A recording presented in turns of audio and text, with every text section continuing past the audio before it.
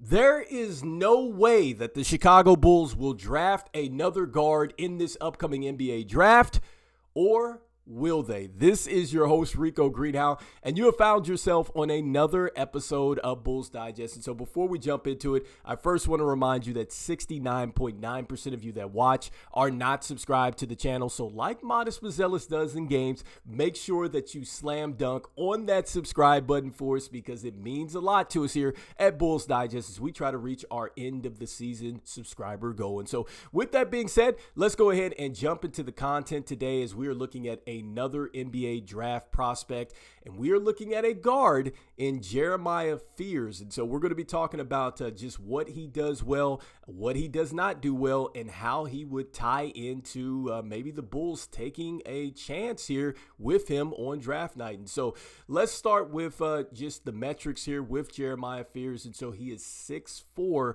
182. He is 18 years old, and he's going to be 19 once next season gets rolling there. And so he's a young prospect, definitely has a lot of upside here. And so looking at his numbers, I must say that they're pretty impressive. So 17.1 points per game, 4.1 rebounds a game, 4.1 assists, had 1.6 as far as his steals, and then 43.4% from the field, 28.4 from downtown, and he shot 85.1 from the free throw line. And so those are his numbers. Now let's start to look at just the things that you love. And so the first thing here with him is just I see a player that has an outstanding handle. I think that his handle is tight. His ability to really break down a defense, I think, is something that you definitely would want to take a chance on, especially if you're looking at the upside. So that's point number one. I think that his handle is great. And because of that, he's able to get to anywhere on the floor. And next, look, I think that he has a terrific change in pace. I think that he understands pace and he understands how to counter the defense. And so because of that, he always has the defense guessing. I think that when you look at the highlights and things for him, you're looking at a player that just simply has a lot of confidence because he knows that he can get the defender to really get into a situation where it's unfavorable. Like he'll bait them into something. Next thing you know, he's flying by him. So I love that about his highlights, just the change in pace and the way that he is able to counter. And so next, I think that another big thing for Jeremiah Fears is that he has an outstanding first step. It might be the best in this draft class with the way that he gets by people with the first step.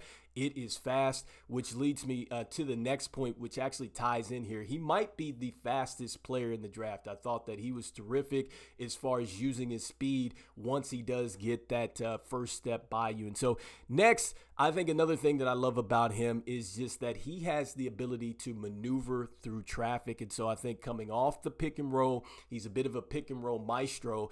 And he was much better shooting the 2-ball than he was the 3-ball, which we're going to talk about that in a moment. But I think that because he has that handle, his ability to kind of get a snake dribble going and put a defender on his back and get that defender into jail, so to speak, he does a terrific job as far as, putting the defender really in a tough situation and then rising up or going ahead and attacking the rim, which leads me to the next point. As far as attacking the rim, I mean, that is his superpower. He can get to the rim, and I think that his ability to get to the rim, look, if he's not finishing, you would think that if players are cutting off of that, if the players are spotting up off that, if he becomes a much better passer, then I think that is going to open up really an offense because he can certainly get to the rim. And so I love that. And his transition game, I love it. Like I thought that there were highlights where he was able to take the rebound and literally go from end to end. So taking it from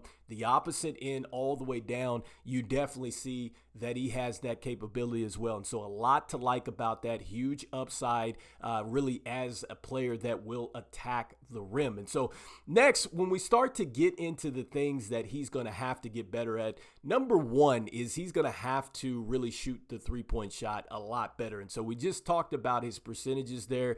And it's not like he doesn't have the range, and it's also not like his form is broke or anything. Like his form looks pretty good, the mechanics and everything like that, and he definitely has shown that he will shoot, an NBA 3-point shot for sure. He has the range, but it didn't go down. And so I think that that's something that he's going to have to get a lot better at, especially if, he's not in a situation where he doesn't necessarily dominate the ball, because that could be a factor. I think that that's another thing you have to think about, that this is a guy that had the ball in his hands a lot. And so he may not be in a situation where he's going to have the ball in his hands that much. And so you got to be able to knock down the shot. And so 28.4%, he's got to get a lot better there.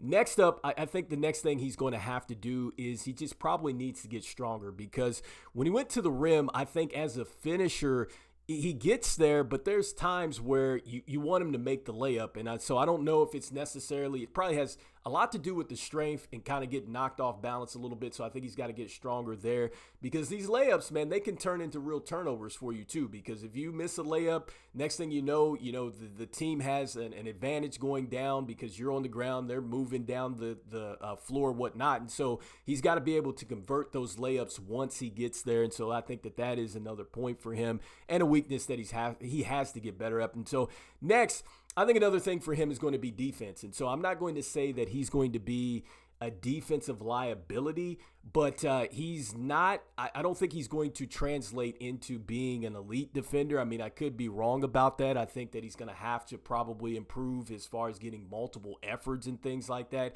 Probably going to be a player that is more geared towards like a team type of defense. But right now, I mean, he could be one of those players that you're looking for in a pick and roll situation. And so we'll see what happens once he gets to the next league, to the next league, which is the NBA. So he has to be a lot better with his defense. And so because of that, that's very scary for me, especially if the Chicago Bulls were to really consider him. And so before we kind of jump into, just how this ties into the Chicago Bulls and why they might want him, lastly, let's look at just the player comparisons here. And so for me, I have a mix of players that he reminds me of. And so he reminds me a little bit of Dame Lillard for sure, with the way that he's able to come off of screens and then rise up and hit the 2-point shots and stuff like that. Like, I definitely see Dame in that. I could really see more of that once he starts to hit the 3-point shot. And he also reminds me of a player from back in the day that was fast, had a quick step, and was super successful as far as getting to the rim. And that's going to be Monte Ellis. Like, I think he reminds me a lot of a Monte Ellis type of player. And so Monte Ellis, and then also too, Dame Lillard are the two players that he really reminds me of. On the Ringer, they have him down as a Devin Harris type of player. They have him as also too a Jared Bayless type of player. So I do see those type of comparisons. And also too, I think maybe you can see shades of a little bit of a Scoot Henderson as well, especially when he was coming out to the Portland Trailblazers, the way that he was able to put some pressure on the rim and stuff like that. So I do see a little bit of that. And so right now, the Ringer has him at 15. And so they have him at 15. And I just think that, look, we know the Bulls are picking 12. And I would say this. If the Bulls are looking to reset the roster somewhat, then I could see that they would pick up Jeremiah Fears. Now, I'm all about going out there and getting a big, and then also to addressing the wing. I think that this team needs to get some defense. But as far as just the potential of just being an elite rim like attacker, and then also to developing that 3-point shot, like I said, I just told you he reminds me a little bit of a Dame, and then also to a Monte Ellis. Like, you could imagine what happens if you get that type of combination. And so I think that if the Bulls were to consider this, they certainly are going to make some adjustments in the backcourt. Now, I think personally they're going to rock and roll with Josh Giddey. The question now would be, what would happen to a guy like Coby White, especially if he's not going to sign his extension? I think we've talked about that with the 140 rule. I think that he should not. And so it's going to get interesting there. Do the Bulls wait and see what's going to happen in free agency? Do they believe that they're going to bring him back? Would they make a move to move on from Coby White? I'm not in that camp to do so, but I could see that type of situation. Also, too, you got to think about Dosunmu, and so I'm all about keeping him as well. I just think that if they were to make a move for Jeremiah Fears, it would make you think that the Bulls are trying to maybe kind of reset the roster a little bit here. So I think that that's something to think about. But I don't think that this happens. I think that he does, stay down there at 15. He could also go up the board depending on how much people like him and everything else at the NBA Draft Combine. But again, an elite rim attacker here with Jeremiah Fears. And so you guys let me know in the comments here, what do you guys think? Do you think that AK should go ahead and draft another guard? Do you think he is going to draft another guard? So shout out to the person in the comments who thinks that, because I'm like, it could possibly happen. But I'm hoping the Chicago Bulls definitely go ahead and address the front court and again address the wing. I think that for sure we need to get defensively better. And so remember, one of the things that Jeremiah Fears is going to have to work on is defense, and I'm just not sure he becomes an elite defender at any point in time. And so you guys let me know in the comments what you guys are thinking, who the Chicago Bulls should take, as we continue to give you nothing but these NBA draft prospects as things start to heat up around the NBA draft. And so as we always say, look, go Bulls, and I will see you guys on the next one. All right, peace.